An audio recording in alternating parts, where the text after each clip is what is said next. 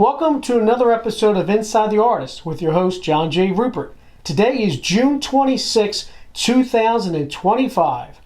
Once again, we're taking you inside the creative world of renowned poet and author Emiliano Martin. Good morning, Mr. Martin. How are you today, sir? Good morning, John. We came to you today because you recently published a new poetry book called Lost in Time. Can you tell us about that book? Certainly. I'm delighted to be here with you all, and I appreciate your effort to come up here to my place to ask me questions of this nature. The book you are referring to is a book I have published about 2-3 months ago. It is called Lost in Time and Other Poems. The book, of course, is a book of poetry, something that I have been writing for some time, and it's got about 119 pages, out of which 102 poems appear here. Some poems are longer than others. I have poetry like haiku type. I have other poems that talk about life situations. We all humans go through life every day. Deceptions, success, all kind of events we have to endure in our travels through life. The book is simple poetry. How did you come up with the title, and were there other ones you thought about? The title of the book is Lost in Time, and is nothing but one of the titles I gave to one of the poems that appear in the book. So sometime later on, if we have a chance, I will read something about the poem itself, which is called Lost in Time, which happens to be the title of the book. Did you have any other titles in mind? Yes, I always play with titles. I never know what I'm going to come up with. In this particular occasion, I was kind of feeling not lost, but considering what title to use. So I happened to be looking at the poem itself, Lost in Time. I said, I got it in front of me. Lost in Time. So you stuck with it. Yeah. I understand there's a controversy about the book cover. Tell us about that. Well, the book cover was this that I have with me right at this time, because I am the designer of the cover itself. I was very proud when the book was exposed to the publisher. The book was not accepted because the title of the book and my name were written in letters to be considered too large for the space on the edge of the book. I said, are you kidding me? So the book itself was rejected, and I have to come up with another book, another cover. And at that time I could not use this for another reason I don't want to get into right now, but I was forced to come up with another cover, front cover, and of course I have to make these letters smaller. I mean, I never heard that before. I mean, these letters were too big. Okay, I can make them smaller, but that's another issue that I don't want to discuss right now, because it happened. That is a lesson I have learned in my life. How long did the total process actually take, and how do you feel about its completion? The process of the book, from the time I decided to put the book together till the time it came out, is about 6 months, more or less. However, it took longer than 6 months to come up with a book like this, because I would say that 80% of the poems that appear in this book were written some time ago, and I did put aside either because I didn't have time to complete them, or they were not properly revised to my standards. if I have any standards in my life. But to answer your question, it was about 6 months. And it was easy because I had written a lot of poems before. Some of them are 10, 15 years old. And I even forgot I wrote them. And when I pulled them out, I said, whoa, I have to do something with this piece. So I finish it up and I touch it up. And then, of course, there is the editorial process. I make a lot of mistakes while writing. Human errors happen every day. And I am a perfect example of human errors. So, yeah, it's been a long time for some of the poems in the book, but the process of putting the book together took me about 6 months. Now, speaking of those poems in the book, would you like to share some with us? Absolutely. If I'll just go to, I would say, page 76, I guess. Doesn't matter because there are so many. When I read a poem, it's a process of selection that I am never happy because I want to read them all. And of course that is impossible. I'm going to read A Prayer for the Muse. Ignoring the weather outside of the house, the words come together like saying, come on, let us not wait for a minute. Here we cannot do wrong. The sense of assurance was not in self-mode, but the challenge was there and waiting no more. He sat at the table with a blank piece of paper in hand, holding a pen with his fingers and gently arousing the heart. The verses gave birth to a prayer of gratitude for the muse, who unconsciously suggested that it was him, the one playing his part, completely out of the blues. That is the poem that appears on page 76 of this book. Do you know what your inspiration was for that? Yeah, the inspiration was the process of writing a poem, not knowing where the inspiration is coming from. We all have a muse going around, inspiring us to write something about anything.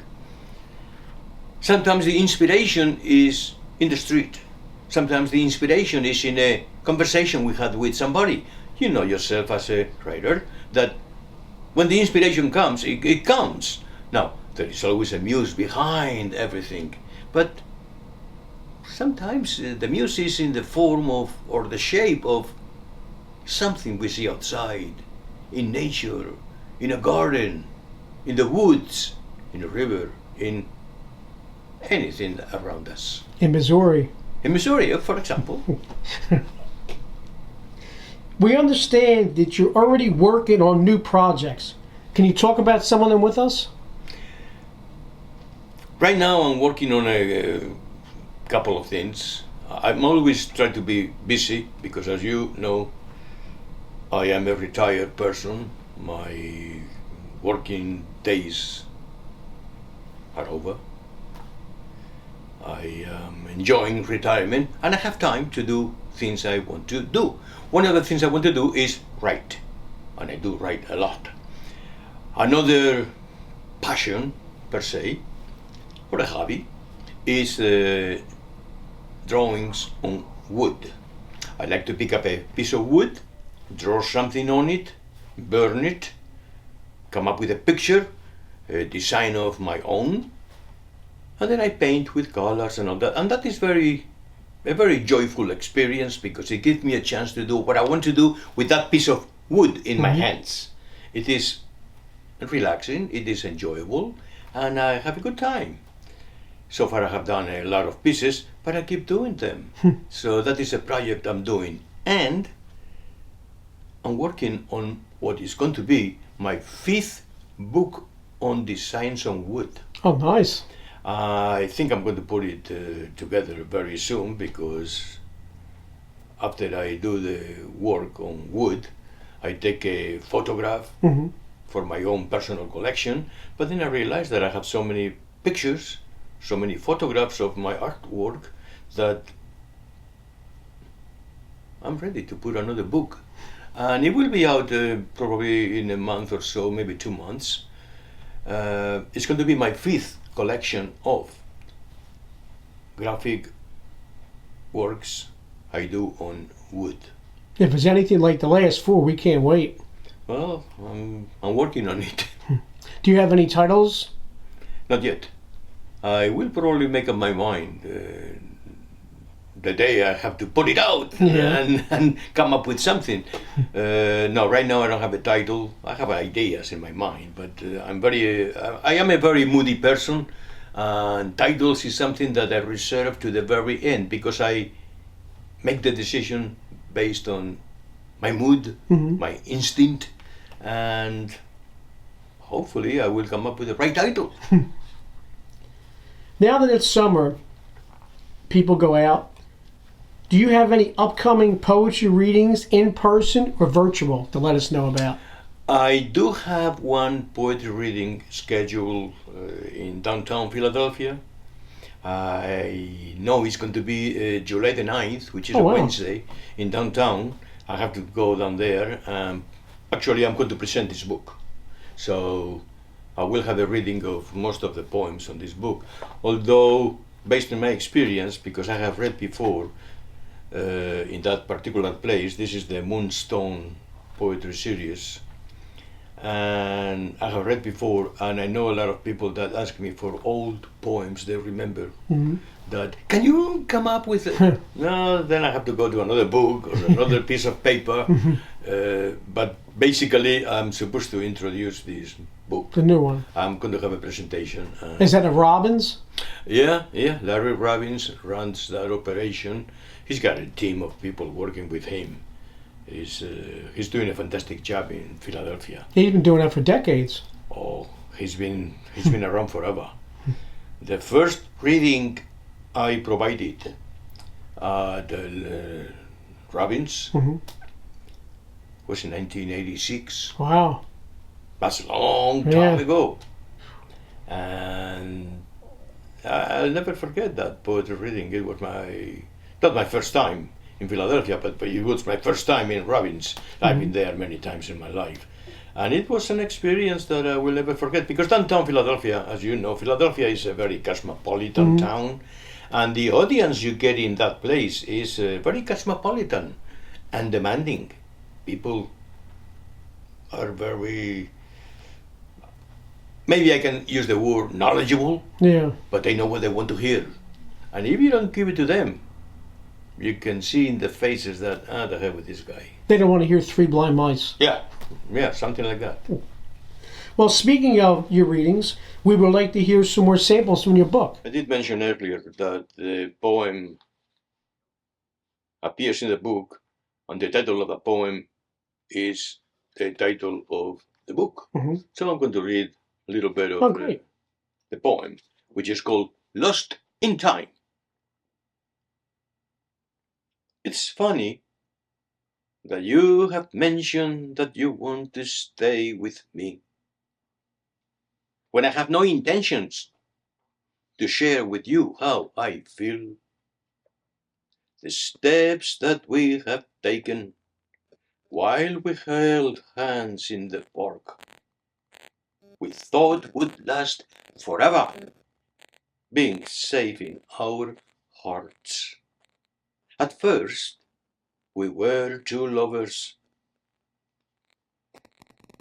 so things deteriorating, composing memories, so we could not live in peace with everything that happens. Now we seem to have lost hope, without means to find a way of being back deep in love. By now, we know that we have been lost forever. By now we know that we are lost in time. Wow. That Amazing. is the poem which I decided to use the title Mhm. for the book. Do you remember what was your muse writing that one? Not really. Lost in thought?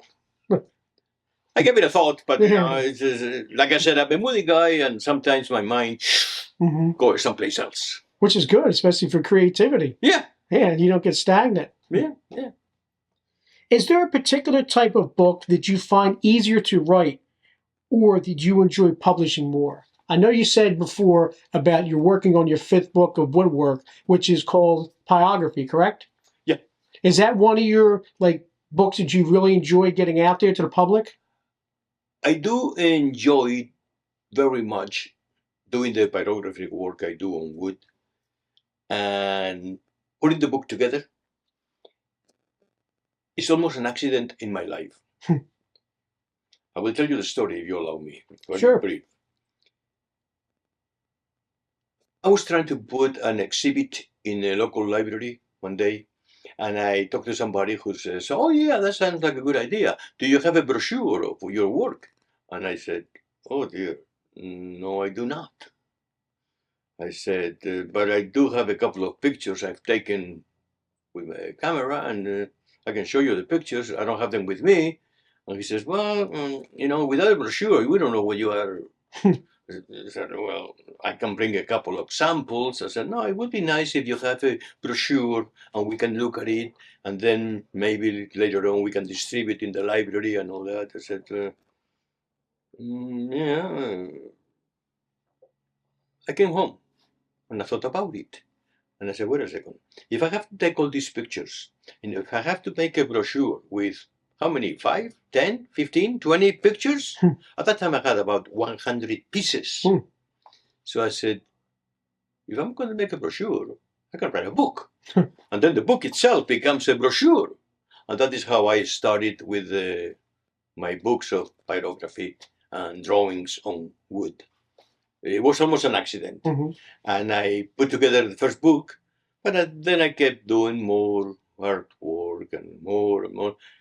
Right now, like I said, I'm going to put out my book number 5, which is about over 500 pieces, because on each book I have about 110, 120 photographs, pieces of my work.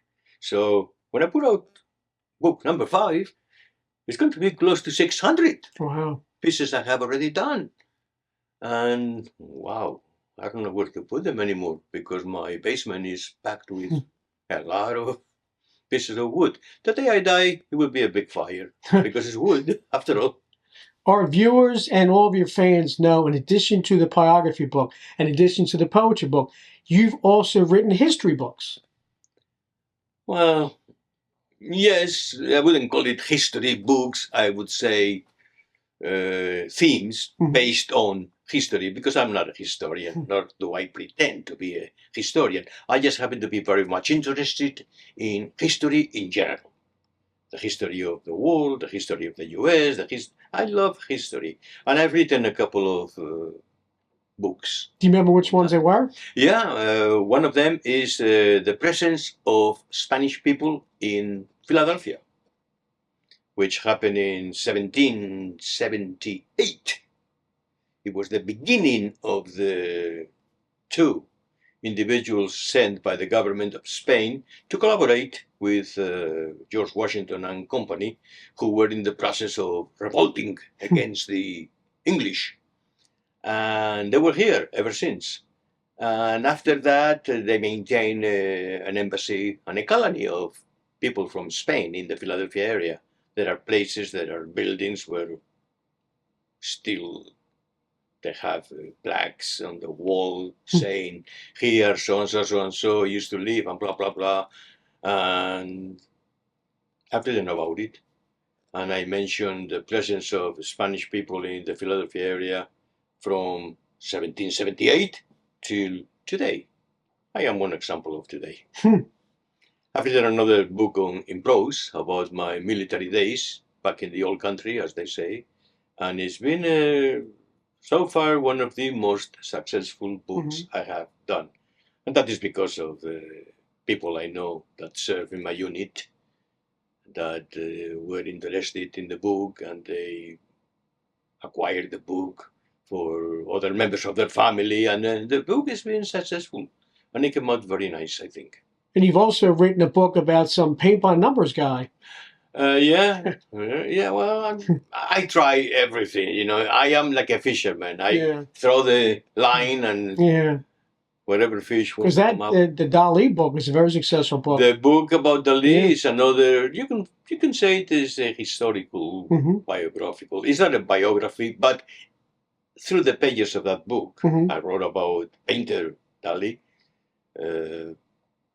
I mentioned a lot of situations he went through in life. It's not a biography, but it's a historical book that talks about his life, his paintings, the success he obtained during his life. And so the book was written in prose, not in poetry. It was in prose. And as a matter of fact, somebody asked me recently, maybe a year ago, to do it in Spanish. Oh, wow. And I don't know if I'm going to do it.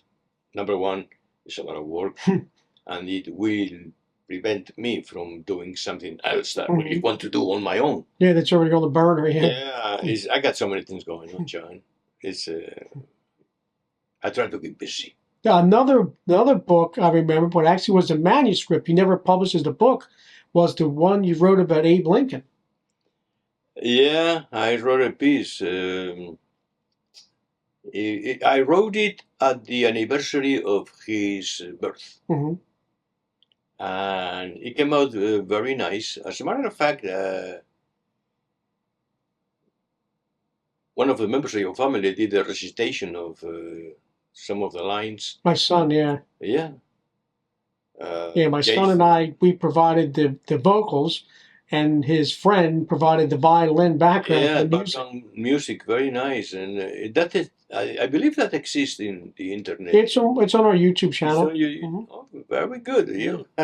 Well, you were there because you did it, as well as Justin providing the voice, and it came out very nice. It was a piece talking about not the life of Abraham Lincoln, because that's a very long experience, but mentioning the main events of his life and famous sayings he wrote.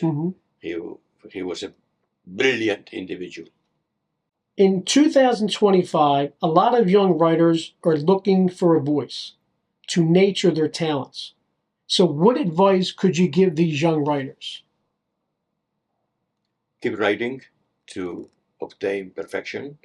And the main thing is networking. It's very important to move around in the proper group of individuals. If you are a football player and you want to play football, you would not socialize with hockey players. If you're a writer, if you're a painter, you have to find the group of people that perform the craft, the sport, whatever you want to accomplish. It's very important. Networking with the right people.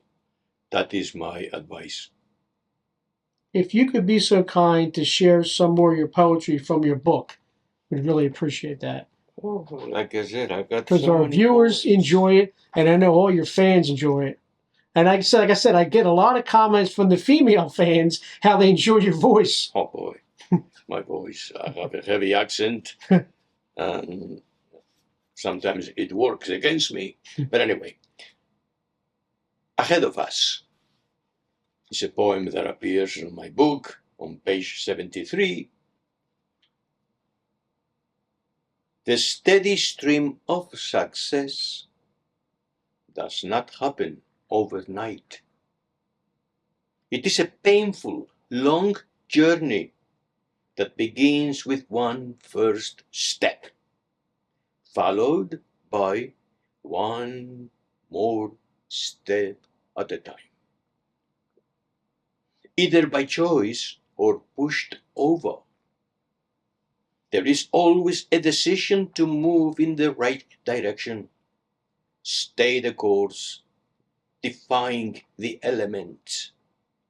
Yet, not everyone is aware of the condition of a winding, bumpy road, packed with unpleasant surprises. While we have to take the chances to show off, move the curtain of the stage we all perform in one way or another. Speaking of one way or another, to the viewers watching this now and your fans, some of them who are yet not aware of how to purchase your books, this one here, the new one, as well as the decades of other books, where can they find them at? You can find them in the internet. Lulu.com is the provider of these books. Amazon. If you go into Amazon and you key in books of Emiliano Martin, you put my name or the name of the book you're looking for or whatever, Amazon has them all.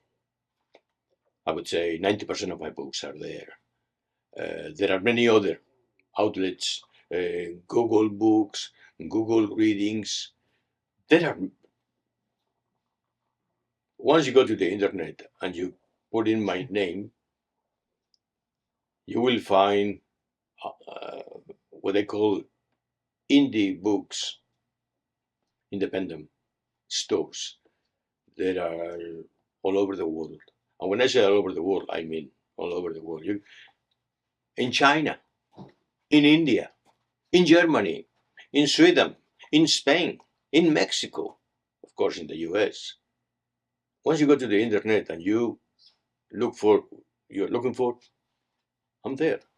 Just simply type my name, Emiliano Martin, books of poetry, for example, and I will appear with I will also appear with my podcast and a lot of things I try to do. Speaking of this book, Lost in Time, what would you like to say about it in closing?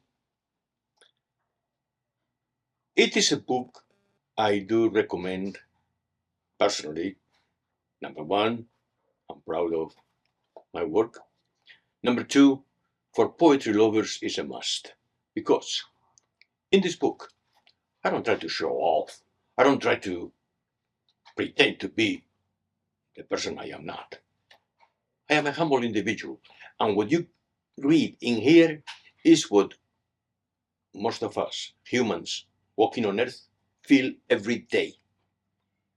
It is nothing out of this mind. It is not something that reflects craziness. It is something that you, as an individual, have gone through in life. It is life itself. Sometimes it's a deception, sometimes it's a joyful experience, sometimes it's whatever it is. You, as a human, have gone through it, are going through it, or you will go through it. So it is a personal recommendation if you like poetry. I don't have to tell you that poetry is not likable by everybody. So, but it is a good book, and it's mine and yours. Mr. Martin, we here at Inside the Artist want to thank you for always allowing us to step inside your creative world when you publish a new book. The viewers on our YouTube channel, as well as your fans, enjoy seeing your episodes, and that's why we will keep coming back. Thank you. Have a great day, sir, and thanks again for your time.